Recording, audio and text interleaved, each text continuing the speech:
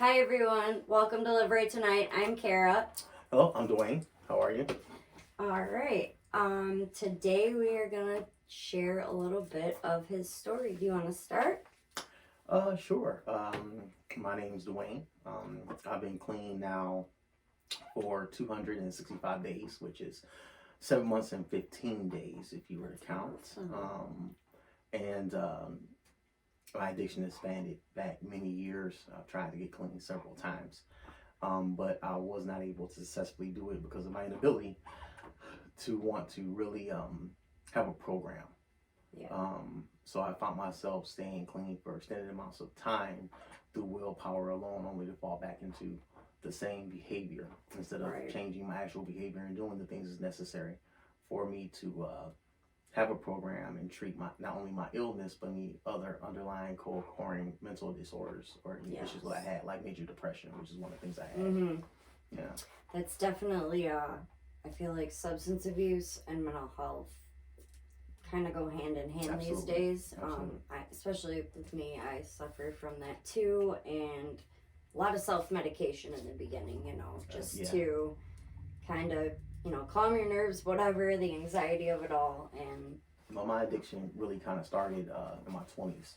Actually, it started before that because I was a drinker. I was in the military for years. Oh, okay. And so I started off as an infantryman in the military, and I progressed through the ranks and ended up getting different jobs in the military. I'll just leave that at that. But so I ended up getting several different jobs as I went through, but I found myself in the same crowd of military personnel that did tons of drinking.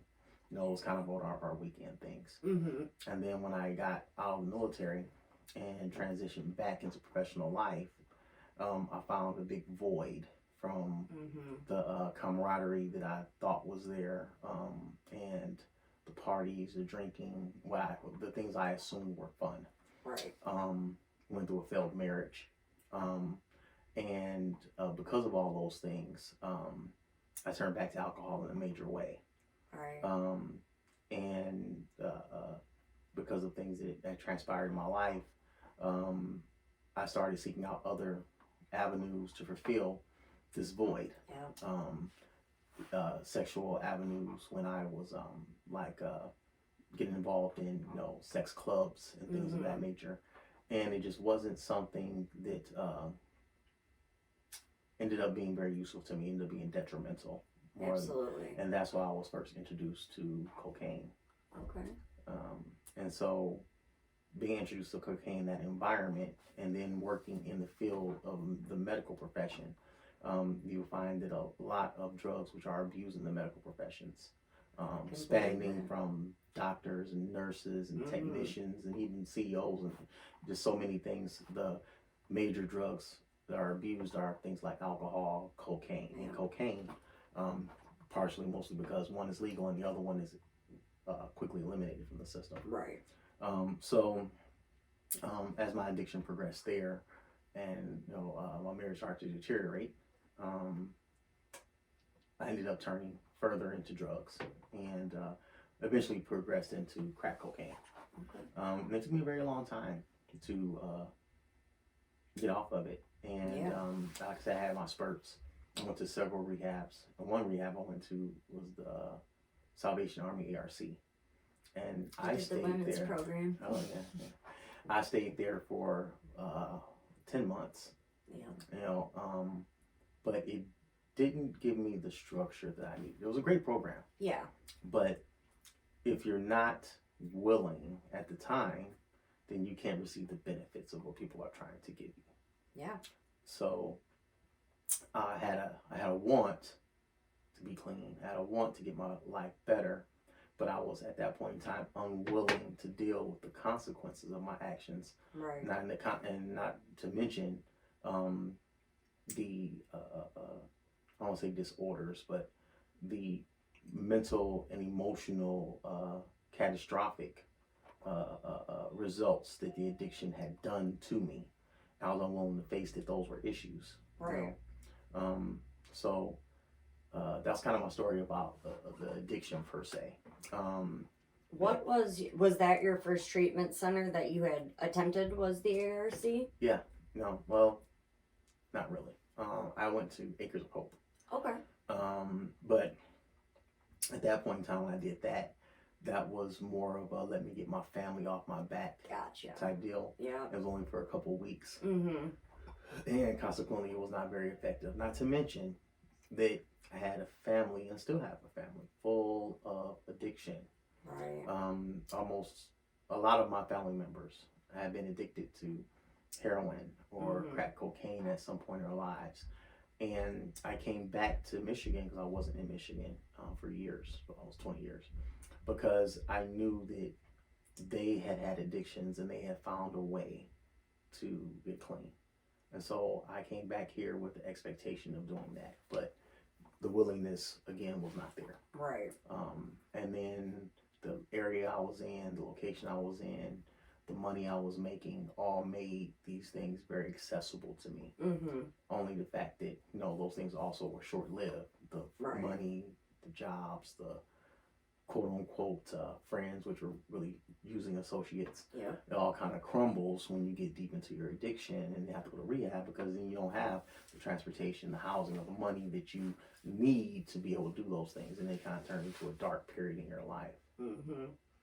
What would you say, what was like the turning point for you to actually say, okay, this is what I want, is to get clean? Was it anything significant, or was it just enough is enough?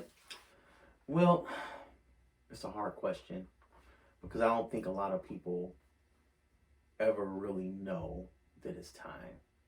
I think it's something that happens to you on a spiritual level. Yeah. And I had tried NA for years, didn't like the meetings.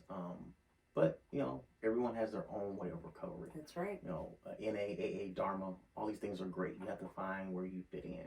And I just didn't really attach to it in a way that would help my sobriety. But then after going back to treatment, I went to Meridian. Okay. And I was introduced to AA. And my thing is, I'm not an alcoholic. You know, I can still drink, which is one of the things that fueled my addiction over and over again, substituting one for another, and then going back to the love of my life, drugs, you know. But I was introduced to AA there, and I'm not gonna lie, I hated it. With everything else, I'm in treatment, you know. But I found something different there. What I found was a story which I could attach to. I can go back and read about a person that was able to overcome, and then how other people came with him and overcame, and how they started a whole movement, which basically fueled almost every program of recovery that is out there. Right. And with other programs, I didn't have that attachment. So after I went to Meridian, my life was kind of in the shambles. I had a lot of stuff going on. I owned a company, and I was still married and all these other things. But I had a lot of difficulties, and I wasn't back at home yet. I was staying with a family member because of the things I had done.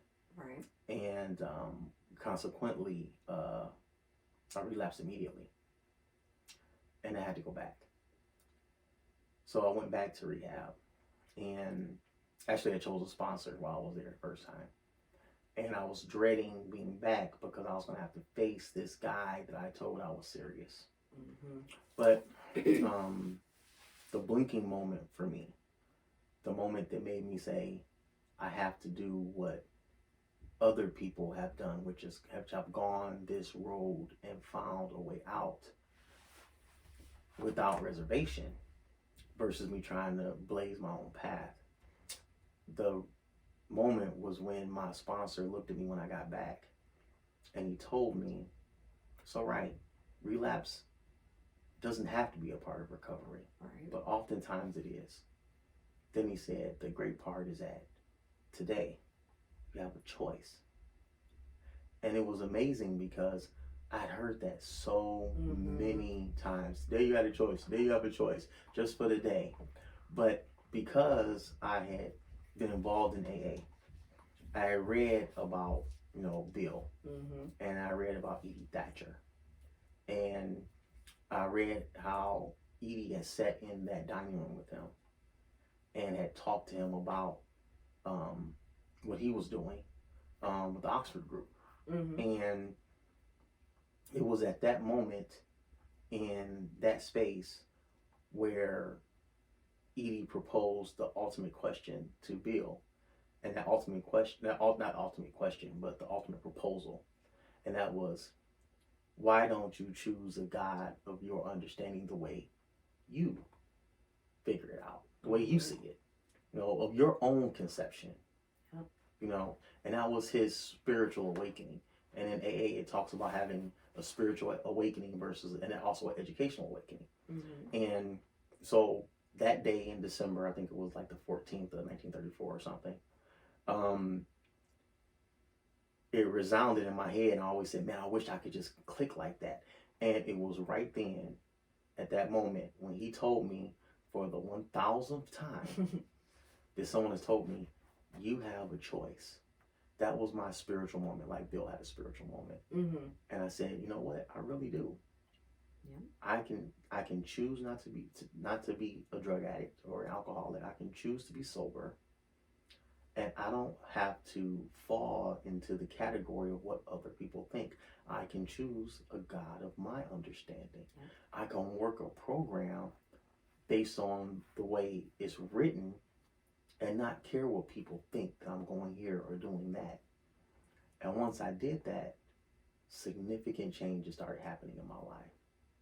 Once I started working the steps, my sponsor has always told me that you can do whatever you want to do in your recovery, but the steps are the solution. Counseling is not the solution. Getting up and going to therapy is not the solution. Going to rehab is not the solution. It is the steps that are the solution. They are the awakening portion that causes you to get freedom. Going through the admission, doing the working steps, and then finally moving on and helping other people. This is what the core fabric of recovery is. Just like when they were in the book, in the big book, when we were talking about he was somewhere getting ready to drink, and he said, I had to go find another addict so that I could talk to them because that helps me. And so looking at that whole scenario, it has been life-changing. And even like going through step 4, the dreaded step 4, making a list of everyone you had harmed, it was another spiritual moment for me because I didn't want to do it. I've been doing what they always call a 3-step shuffle.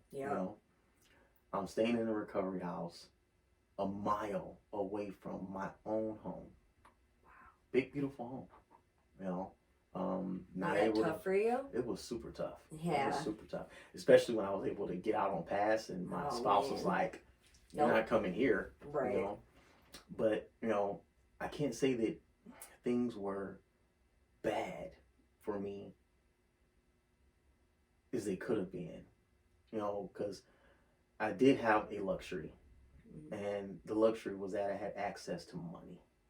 So it made some of these things easier, but there's a lot of addicts that don't have that type of access, right? So like when my wife told me I couldn't come home and we wasn't there yet, I just went and got an Airbnb for the whole weekend,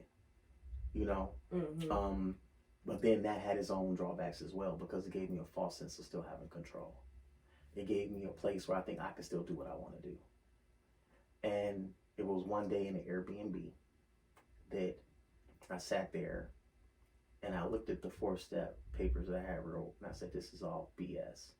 I tore it up. I sat there and started over again. And I sat there from about 7 o'clock in the morning to about 9:30 that night, writing my 4-step. It took me all day. I smoked. I cried. But I got super deep. My 4-step ended up being like 58 pages long. Wow. A sponsor told me this I've never even seen this. And I was like, but it's a freeing moment because when I was done, I felt a big burden lifted off of me. All the things that I had never told anyone and never were able to confront was something I was able to really process. And then going into step 5, sitting down and talking to my sponsor and telling him some of the things I had never told a soul on the face of this earth, freed a portion inside of me that I was held captive in, you know. So consequently, I had this, you know, other spiritual moment, and I was able to realize, Dwayne, you have some deep-rooted flaws and some deep-rooted character defects, and that some of them aren't your fault. Yeah. Taking that blame off of you too. We have to own what we've done, but we also have to place blame where blame is due. Right. And know that things aren't all our fault in some instances. Right. So moving on from that, when I was able to understand, you know, and one of the things also I'll just say that I loved about this helped me so much is having structure. Yes. I had a great sponsor. I like the structure that AA has. So I had been told through various different recovery groups, this is how we're going to do your 4th step. And I never really worked the steps with my sponsors that I had. But when I came time to do my 4th step, it wasn't like, okay, sit down, here's a piece of paper and start writing. I had a whole grid, a breakdown, and this is how you're going to write this. We're going to start in column 1. We're going to write down all the people first. Okay. Then we're going to move to column 2 and say why you're mad. Then we're going to do column 3, and we're going to find out how that affected you. Then we'll go to column 4. And find out, you know, what part of your ego and what part of your personalities did it affect as well. Then we're going to go to column 5. What part did you play? What was your purpose? What did you do to help cause these things? Some of them I did a lot, some of them I did nothing. But it was unique because, you know, when you start writing the 4th step and you write that first person, I hate Chase Bank because they want me to owe this money and it was unfair that this happened. By the time, or I hate my grandmother. She never helped me knowing I was homeless and shunned me from the family. As you start writing it like that, and that weight starts to hit on you one admission at a time, your 4th steps ends up being very superficial. But when you start off saying, I hate all these bastards, you end up with a long piece of paper of 100 people that you despise, 100 people, places, and institutions that you can't stand, and you have your various reasons why, but you haven't went to the reasons yet. So you have a whole piece of paper, and now you got to address all those things one at a time because it's too late. You already wrote them. Right. You know. Versus taking one and going all the way through, man, you'll never get through it. Right. So going through that process and the way it was structured for me helped me see things I wouldn't have been able to see. You know. And then I had to move on to releasing some of the character defects. And it's hard. Yes. This is not an easy process. No. You know, because we want to be the way we want to be. Even when we get clean and get sober, we're still a-holes. Yeah. You know, this is the bottom line. You know, and we still want to control things. So our inability to release control and to let, you know, God take over our lives, it is a huge part of your ability to stay clean and sober. You know, one of my favorite things is, you know, really understanding and knowing that you are only responsible for your actions. It's up to your higher power to give you the results, because you can't control results. Right. You know, so it's something that, you know, that's how it kind of panned out for me. And since then, everything's been going kind of well. How long were you in sober living for? Almost 6 months. Okay. Yeah. Was it a big adjustment at first? Because living in your own house and then having to do the sober living thing. Yeah. You know, first, you know, I was used to be, you know, king size bed, run around my house. I want to be naked. I can go down, you know, I have a theater in my basement, so I go on my theater, watch the game. You know, it's just so different having a curfew. Yeah. And having someone tell you when you can go and what you can do and when you can't. I hated it with a passion for the first several weeks. Yeah. You know, and I realized it wasn't that bad. You know, because as many rules as there is, there's also a lot of freedom and autonomy and autonomy. a lot of freedom and autonomy in sober living, because it's designed to give you structure, but it's also designed to introduce you slowly back to living in society as a productive member. Right. So you can be in sober living and do great. You can do a sober living and be right back on the street doing drugs. Yep. You know, so that autonomy is something that you need, but you needed them within restraints at first. You know, they wanted me to go to sober living as soon as I got out of Meridian. I told them no. I went back to my house, to my wife, to my car, to my That lasted a week and a half, and I was back in treatment. Yep. You know, and then I said, no, maybe sober living is not a bad idea. You know, but the great thing was I did it for the right reasons. You know, I had a lot of stuff going on. You know, I had court cases and stuff that I had to deal with. You know, but I didn't have anyone over my head telling me, you can't drink, you can't be out, you can't go to the bar, you know, you can't go to the strip club, you know, I had no one telling me that. So, and I'm not gonna, bash on anyone, but you can get clean any way you want. You can get clean through your own decisions, or you can get clean with the helpful nudge of the judge. Yeah. You know, but I was in a place where I didn't have any nudges, so it meant a lot to me. Because I felt when I was nudged and was made to do things, I wasn't doing them because I wanted to do them. Right. I was doing them because I had to. Because if I wanted to keep this relationship, or if I wanted to not be in jail, or if I wanted to still be able to work or still stay where I was staying, this is what I had to do. You know, versus when I was in sober living, you know, the only requirement they had, I did 4 meetings a week. You know, right. You know, that was the only requirement. They didn't require that you physically prove to them that you did step work. I mean, you had a step meeting every once in a while, but were you progressing through the steps? So when I started progressing through the steps, and I was doing it because I wanted to, I felt a big sense of accomplishment. Right. You know, and but you have to be careful, because you can mix that confidence with confidence and pride, which will drag you back down as well. Yeah. After sober living, did you maintain your employment in the medical field, like, as you were going through? Yeah.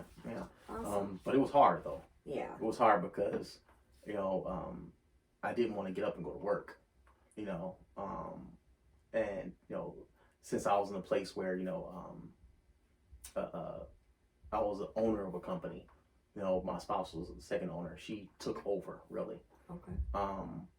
Because I couldn't do it, you know, so she took over, and but I still had lots of work I still had to do, you know, because, you know, things have to run.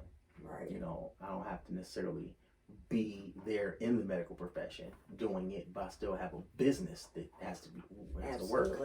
You know, but it was hard. It needed a lot of motivation, because there were days I did not want to get out of bed. There were times that the court and stuff had just taken sucked the life out of me. Yeah. You know, not to mention the problems that I had with family, relatives. You know, I was in hot water in a lot of relationships. You know, and so I mean, it was I was just in a place that I couldn't do it. So I had to address the underlying issues, and that ended up being in therapy. So I went to a therapist, which was required here. But the therapist I went to really was not the turning point. You know, the therapist I went to was pretty much, okay, are you working the steps? Are you doing this? But it wasn't treatment. Right. You talked, but it really wasn't treatment for your addiction. It was no CBT or cognitive behavioral therapy. You know, the groups were barely attended because they weren't required. You know, right. So what did it was me going to a personal therapist. Okay. That specialized in addictions and specialized in, I went to a personal doctor who specialized in addictions and mood disorders and mental disorders. and that a psychiatrist. Psychiatrist. Yeah. Psychologist. Psychologist. Yeah, psychologist, not psychiatrist. No, psychiatrist. Psychiatrist is the doctor. We got it. Psychologist is right. So I went to a psychiatrist, and it took my psychiatrist to tell me, you are not bipolar. Because I've been walking around forever thinking, with everybody telling me, you're bipolar, because that is a label that's stuck on many addicts right in the beginning, because our behavior is bipolar because of our substance use. Yep. But once we get rid of the substance use and our mind starts healing itself, a lot of those bipolar tendencies go away because you're not necessarily bipolar. However, if you're bipolar, you are. Mm-hmm. So I found out that I wasn't. And my major problem was depression. And she told me I had compulsive tendencies, but not at a space where I would need like medication or treatment. Because I was like, give me a pill to fix my problems, And she said, no, Dwayne, you can't have a pill. Right. Because the problems you have can't be fixed by a pill. You got to put on your big boy drawers and fix the shit that's wrong. Yeah. And I said, okay. So she did say, but you have some other issues. You are depressed. You have some major depression. Mm-hmm. But I don't think your depression is your big issue. Your depression is calling you not to have motivation.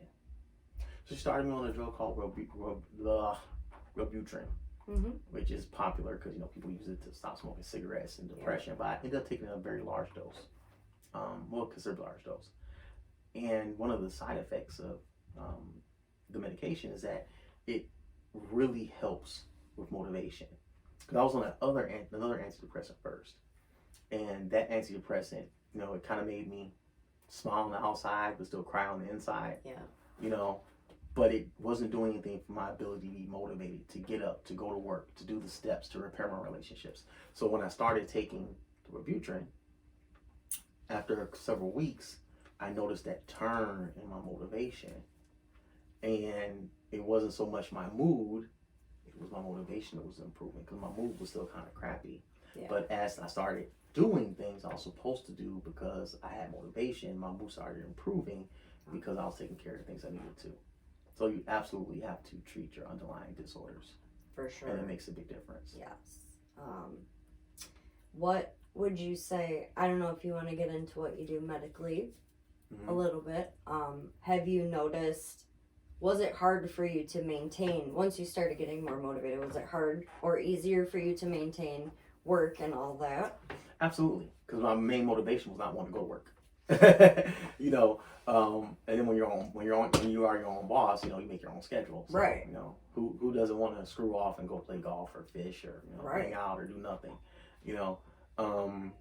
but you can't do that, Right.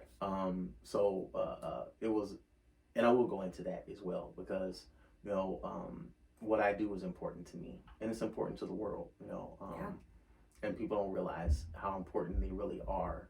Because there's somebody out here that needs you no matter who or what you think it is. Right. Even if it's just to tell your story.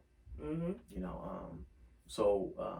It was having that motivation, getting me back involved in working and back in the community and talking to people was a huge, huge factor. Because it gave me something to do now. Yeah. Like a purpose. A purpose, yeah. And then I have the privilege of working with a lot of women and working with women which are underprivileged.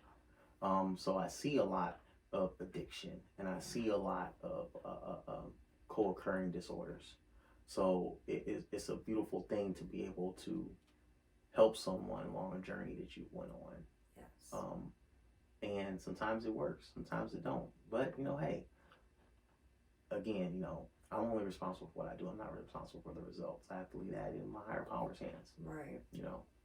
So that's it with that. All right. Hold on, Carissa. I don't know how you want me to touch on like what you want to do because I know you don't want to talk about everything. Right, of course. In depth, whatever. Mm-hmm. Do you want to touch on? I'm trying to think what else way we could go. Whatever makes you feel comfortable. Obviously, we could talk about maybe how you decided to, because you're not living in the houses anymore, right? Right. So we could talk about where you went from, getting the motivation going back to work and kind of how you transitioned into moving out of the house into where you're at now. Yeah, we could definitely do that. And we'll talk about the business from an entrepreneur aspect in addition. Yeah, for sure. Okay. All right, Chris, take off right now. Okay. Okay, so obviously getting motivation, getting back into work, that helped, I'm sure, in your recovery, because once you kind of get moving, I feel like you're off and running, Right. So how long were you in the houses before you decided, okay, it's time to take the next step? I wanted to take the next step many times while I was there. Because at first it was like, okay, I'm only staying here for 30 days. Right. I'm only staying here for 2 months. I was in my mind. And what came out of my mouth to everyone is, I'm not staying here any longer than 3 months. And that was kind of carved in stone for me. Yeah. Because it's like, I don't care. I have access. I'm privileged. I don't need to be here. I can get out of here. I don't gotta go home. I can get my own apartment. I got bread. That quickly diminished as I started working the steps. But I still had a time limit though, because I said, it's bad to put a time limit on yourself when you're trying to start recovery. It is.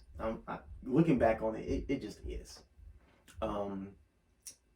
But I will tell you from my experience, as my sponsor says, let's look at the evidence. My higher power has the ability to do things for me that I don't. And consequently, when it's time to move, things just happen. It's kind of funny actually, because I was spending lots of time at home after like the first, as soon as I got back into the recovery house, I spent all day at the house. All day at my house. I get up, I go to my house, and I do a little bit of work, and then I just stick around. I invent things to do. I built a whole 20-foot fence. Bought gazebos. I did all type of stuff just to be at home. But as time progressed, things weren't improving at home that much, and I felt, and I still feel today, that the longer you are apart from your significant other, the harder it is to come back together. But I also believe that there has to be some time away when you deal with things like this. Yes. So I had in my mind, regardless of recovery, regardless of my sponsor, anyone said, I was only staying in the house for 6 months. And I pressed the issue. And so I pressed the issue that I also need to be staying at my house over the weekends. Okay. Because I said it has to be a transition with my significant other. I said I can't just be in there 6 months and then just come right back. Right. Kind of got to ease your way back into it. Ease your way into it. And that easing was painful for both me and my significant other. Yeah. Because when you've had issues with drugs, alcohol, and God knows what else, there's a lot of hurt and pain that you've caused other people, and people have been there for you through thick and thin, ride or die. Yeah. And that's my significant other. She's been there for everything. With my highs and my lows and my dropping the ball, she's a strong, wonderful woman, and I appreciate her so much. But yeah, it's still a struggle. And towards September, I was coming up on the 6-month anniversary. September the 28th, I'm out of here. We need to talk. We need to make a decision. And she was like, I just don't know. And we need to do more counseling and more therapy. He was in couples therapy, and it was, oh my God, and I had to pay cash. It was significant. It was significant. It was like a mortgage once a month. So I did those things, but things just kind of still, because we were apart so much that when we came back, it was still some tension, and we weren't getting that used to being around each other a lot. So consequently, I'm gonna say that my higher power stepped in, and we had made the decision on a Friday that we were going to sit down and really talk about me coming home on the 28th. We're going to sit down, we're going to make some decisions, we're going to put some goals and some concrete stuff there, and that's what we're going to do. And that was something that I and her decided jointly, for the most part. Well, I kind of pushed it more. But she was like, okay. She finally kind of gave me in. Went out that Friday, I'm on pass. Saturday, went to a party. Sunday, we're at another party. And it's getting late because I'll be back at 12. Okay. And so at 9 o'clock, I'm like, I got to go because my whole schedule has changed. I'll be up at 5 sometimes. Between 5 and 7, I'm up. Now. So she didn't want to leave. Everyone's drinking, having a good time. Pushing them back. I'm like, deuces. I'm about to go wait in the car and go to sleep. Right. Because I'm tired. I've been up since 5 a.m. So, and I asked her several times to go, and she was like, 5 more minutes. I said, okay, you keep sipping 5 more minutes. So I'm sitting in the car, about 10:30, I get a call from my brother. You need to pull around to the front of the house. I was like, what? Your significant other has failed. So I drove around there, and she couldn't walk. No. And I put her in the car. She's mad, crying. She's pissed at me because somehow it was my fault. And I'm telling her, when you go to the hospital or when you go to something like that, I'm not going to the hospital. I'm going to urgent care. It's midnight. I'm calling back to live right. I'm not going to make it back. I got to take care of my spouse. And then she was like, no, you can go back. I'll drive you home to where you live. And I'll get back on my own. Yeah. Later on, she confessed to me, I wasn't going to drive back. I was going to drop you off and kind of probably pull around the corner and just go to sleep until you woke up in the morning because I couldn't drive, So we went to the emergency room, and needless to say, she had ripped all the tendons in her ankle. Oh. Ouch. So, consequently, on Monday, I'm a control freak, and I would consider myself to be a manly man, sometimes too manly. So after watching her walk around and struggle, I said, you know what? This is silly. I've been clean 6 months. I'm coming home now because I'm not going to let you sit around here and hurt yourself again. And she was kind of like, you just think, okay. Because she was non-functional. She couldn't do anything. So yeah, it was something that happened that got me home. So how are things now? I would say that they're improving, and there's a lot of work that still needs to be done. Absolutely. And we work on things a lot. We don't always agree. We argue a lot. But through this wonderful program of recovery, I've learned to step back, because she's upset. Yeah. And she is rightfully upset. And it's my fault. Period, point blank. Right. So, be honest, that's some crow I have to eat. Yeah. And in my former life, I didn't want to eat crow. I won't do what I want to do. Yep. And that drove my problems, made things worse. So today I'm able to confront things.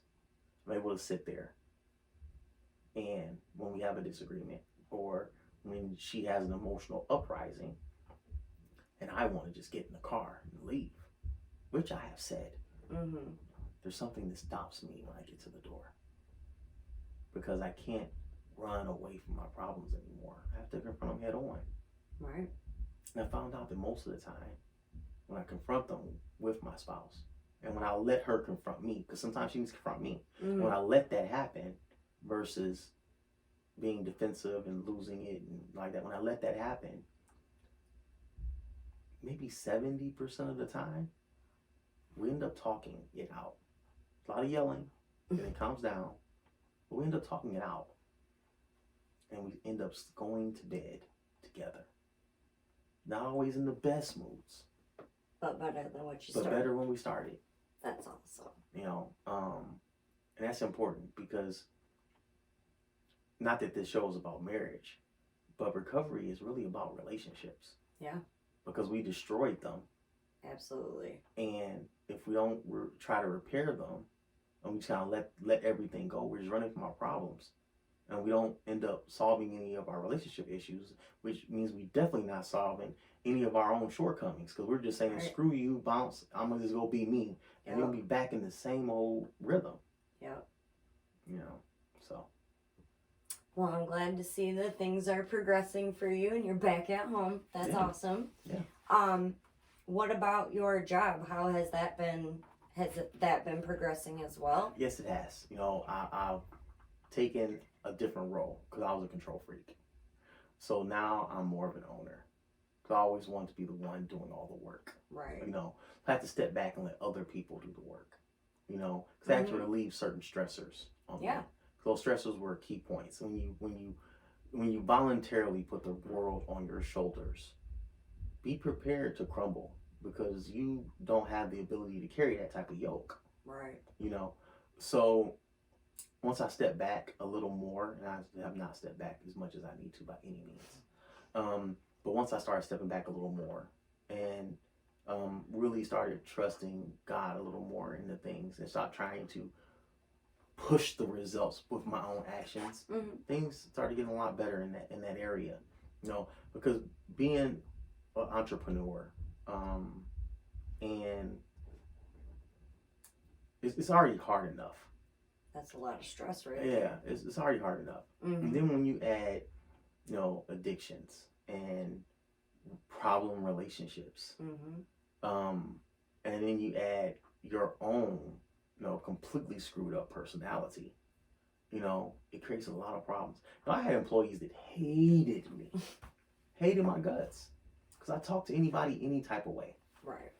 And I still get harped at for it. My wife tells me, you talk to anybody any type of way. And she's right, you know. But it's something I've been trying to change more and more and more. And so now I have people that work for me to go, oh my God, he's a completely different person, you know. Now, did you have like employees that watched you kind of go through everything you've been going through? No. Okay. No. I really kept my personal life and my business life completely separate. You know. Blessing in disguise too. Well, the blessing is definitely my wife. Yeah. Because we are co-owners. I don't own it alone. You know, so we are both very active in our company. So when I'm at point in times when I've had to be away or gone or step back, it was, I don't want to say seamless, but there was someone to pick up my slack. Right. And that is, I keep saying blessing, but it's just such a blessing because, you know, if it was left to me, I'd be, you know, companyless, you know, jobless, homeless, relationshipless, you know. Right. But to have a significant other that has bared your burden is significant in your life. And it is something that requires honor to them and thanksgiving. But moreover, it comes a time for payback. You know, it's time to pay it forward to those who have supported you and helped you. Right. Because they've been waiting for this moment. And now that it's here, I ain't gonna lie, a lot of them can give two craps. Because they've already been through so much that it's like, yeah, whatever, is it again. But this is the moment that they've actually been waiting for. They're just not gonna see it probably for a year or two later. That this was the moment that everything changed in his life. Yeah. This was that moment. Because right now, they're just waiting for the other shoe to drop. They're just waiting for you to screw up. You're doing good now, but... Yeah, because this is your MO. I mean, when you sit back and you put down the evidence of your life and your recovery, this is okay, so you do this, you get clean, You start doing this, you start falling off, and then boom, it's a wrap. This is the repeated cycle of all addicts. They sing the national "I'm sorry" anthem. Yeah. You know, and so when you're back in that again, and you're going down that path, because no matter where you go in recovery, it's going to start with "I'm sorry." Yep. I'm sorry to say that that's where it's going to start, but that's where it's going to start, and no one wants to hear that. You know, so you're gonna have to go through the phase of, yeah, whatever, I'll believe it when I see it, after a year and a half, 2 years. But the thing is, that's what it's going to take for someone to go back and look at that date that you got sober and be able to say, that's when the change took place. Because you know it. Yep. But no one else is gonna know it until they see it 2 years later and can reflect.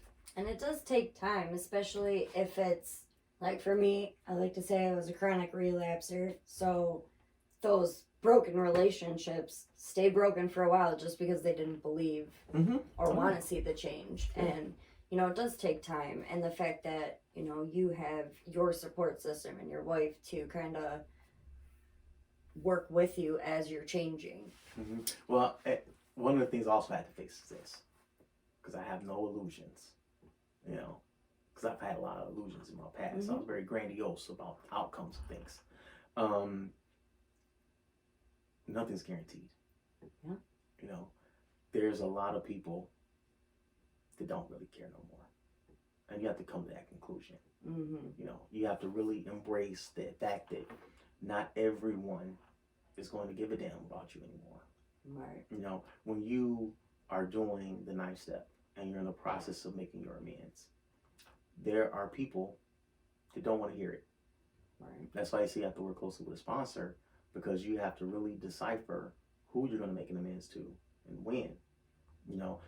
My sponsor talked, and I read some information about how you have to make a right now kind of list, and a little later kind of list, a maybe list, and a never list. Right. And as you get through the right nows, the laters become easier. The maybes turn to, okay, I'll do it. And the nevers might start saying, okay, well, maybe certain things I can do with certain people. That's a process that you work through. But you have to do and go into understanding. And this is hard to swallow, because a lot of people, especially if you haven't worked the steps, you have a sponsor, they think that the 9th step is all about you going and apologizing and making people feel better about the shit that you did. And that is not what the 9th step is about. The 9th step is about you freeing yourself. Yeah. Because when you go talk to people, everybody ain't gonna forgive you. But you can say that I did my part. Yeah. I went back and I took ownership for the things I did. I paid back the money that I was supposed to pay. Because you owe somebody $1,000, you can come back and pay them $1,000 and they still hate your guts. Right. So I had to understand that the process of me repairing my life is not the process of me repairing the emotions, the feelings that other people have towards me.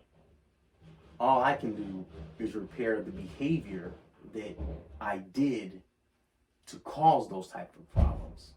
Not do those behaviors again to the best of my ability. Say sorry and take ownership for the things I've done. And let God try to work with them where they're at. Because I got to move on. Right. Because if I still ponder and still go back and forth with people, well, you should forgive me and I'm better now, you're just going to get sick again. Yep. You got to put it on the table, own it, and let it go. It's like the 4th step. You got to put it all out there. Yep. Then the 5th step, you got to get rid of it. Same process. Now, for somebody that would be new to recovery and also working the steps, would you stress that obviously working these steps with the sponsor is the right way to go about that? Especially with like a 4th step and a 9th step. Yeah. So I went through my steps at what I thought was an astounding record pace. Because I'm like, we're moving too fast. This is crazy. We went through step 1, 2, and 3 in the car in one day.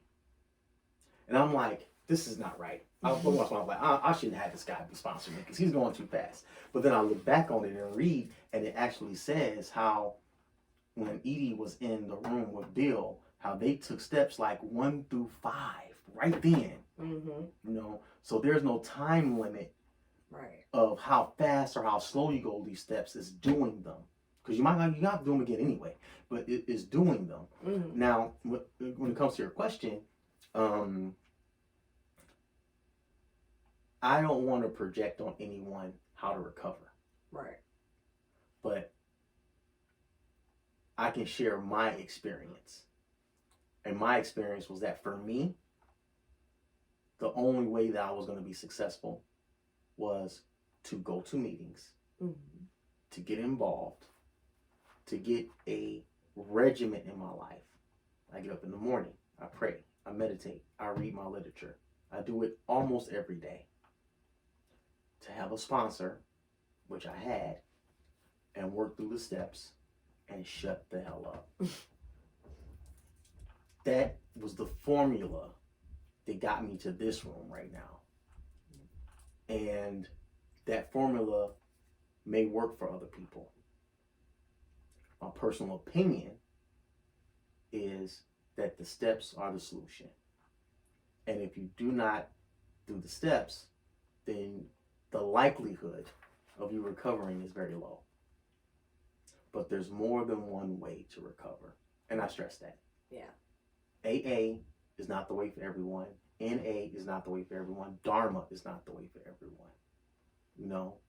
But when it comes to recovery, you have to be honest with yourself. That's the first part. And then you have to try different things until you find the thing that works for you. But whatever it is you do, if you do not have a systematic approach and a program to follow, whatever it is, AA, NA, SA, Jesus, whatever. If you're gonna go religious, you better start reading the Bible and going by what it says, and do the you know the 66 books of the Bible in order. You have to have a process, a plan, and a structure if you want to get the results other people have had. You know, because you could walk any of these paths that you want, but if you don't do it the way other people did it and try to invent it yourself, the likelihood of you recovering is very low.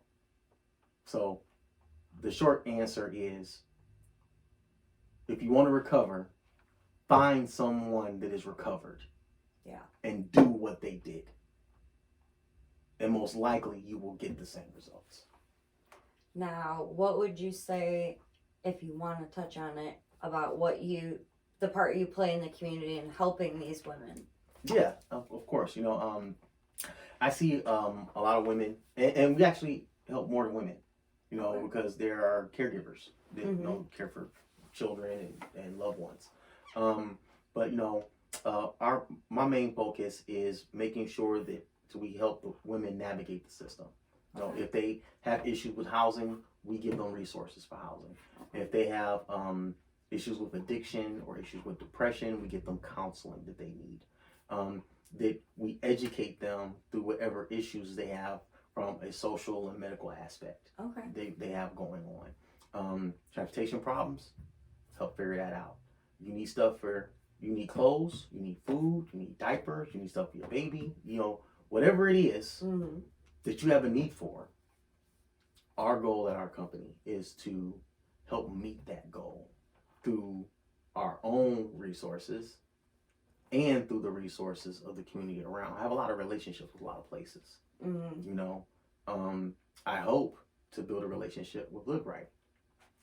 Because that would be great. if I have a woman or man that comes up and needs assistance like the assistance that I received, I want to be able to put them in a place that they can get that assistance. You know, but you know, I have connections all around the community, with big corporations, with small mom and pop things, to get the things that we need to get done for families that don't know how to get it done themselves. Because, you know, you know, it's an old saying, but it's so true. And that is, you know, if I feed you, then you get full. Mm-hmm. But if I show you how to fish, then you'll never be hungry. Yeah. You know, so our goal is to show people how to fish, show people how to navigate, show people how to look and get into these resources and look at these programs that are designed to help you. But if you don't have the knowledge or the know-how or the wherewithal, then they might as well be a million miles away. Right. Especially when you're trapped in the claws of addiction or domestic violence or depression. You know, these are places you don't have the ability to go do those things. But when you get equipped correctly, yes, just like with recovery, when you get correctly equipped, you can change the outcome of your life. Well, thank you for coming and sharing your story. Absolutely. I think it's absolutely awesome what you do for the community and what you've done just in your personal life. That's awesome. Thanks for sharing your story with us. Thanks. I'll be happy to come back anytime. Thanks.